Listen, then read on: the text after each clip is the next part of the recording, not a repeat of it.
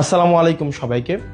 দেশ এবং দেশের বাহিরে আপনারা যারা আছেন সবাইকে মাহে রমজানের শুভেচ্ছা। রমজান আমাদের মাঝে প্রত্যেক বছর আসে আত্মশুদ্ধির উপলক্ষ নিয়ে। আমাদের যেই জড়া কুরিপু, পরহিংসা, পরশ্রী কাতরতা, রাগ, ক্ষোভ সব কিছুর ঊর্ধ্বে উঠে আমরা যেন আমাদের ইফতার, আমাদের সাওম, আমাদের তারাবি এই প্রত্যেকটি উপলক্ষের মধ্য দিয়ে আমরা যেন আত্মশুদ্ধির উপলক্ষ খুঁজে নিতে পারি। আল্লাহ আমাদের সেই তৌফিক দান করুক এবং সবাই যেন আমরা এই পরিশুদ্ধির মধ্য দিয়ে আমরা যেতে পারি এবং আমরা তাকওয়া অর্জন করতে পারি। এই রমজানে প্রত্যেক বছর দেখা যায় কিছু অসাধু ব্যবসায়ী সিন্ডিকেট প্রতি বছর এই রমজানের উপলক্ষে তারা দ্রব্যমূল্যকে পুঁজি করে, দ্রব্যমূল্যকে একরকমের সিন্ডিকেট করে আমাদের সাধ্যের বাহিরে নিয়ে যায়।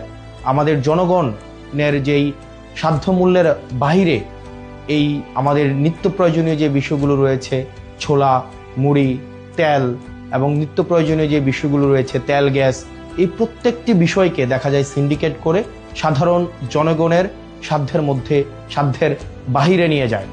আমরা সরকারের কাছে আহ্বান থাকবে যেন এই সিন্ডিকেট, মাফিয়া, লুটেরা এবং চাঁদাবাজদের বিরুদ্ধে বিগত সময়ের মতো অন্তর্বর্তীকালীন সরকার গত বছর রোজায় যে ধরনের কঠোর ব্যবস্থা নিয়েছে এবং এই নিত্য প্রয়োজনীয় বিষয়গুলো যেভাবে মানুষের সাধ্যের মধ্যে ছিল, এই বছর যেন সাধ্যের মধ্যে থাকে সে বিষয়ে যথাযথ ব্যবস্থা নেবে। একই সাথে সাথে এই রমজানে আমাদের দেখা যায় প্রত্যেক বছর বিদ্যুতের যেই ঘাটতিটা ঘটে সেটা আমরা গত বছর দেখতে পাইনি। আমরা প্রত্যাশা থাকবে প্রত্যেকটা মুসলিম যেন এই রমজানে তার ইবাদত ভালোভাবে করতে পারে, নির্বিঘ্নে করতে পারে।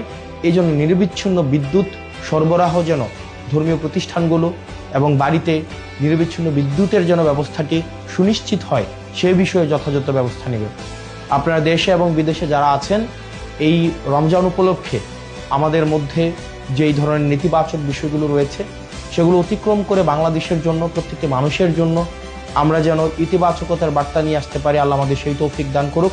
সবাই ভালো থাকেন, সুস্থ থাকেন। রমজান আমাদের মধ্যে রহমত এবং বরকত নিয়ে আসুক। আসসালামু আলাইকুম ওয়া রাহমাতুল্লাহি ওয়া বারাকাতুহু।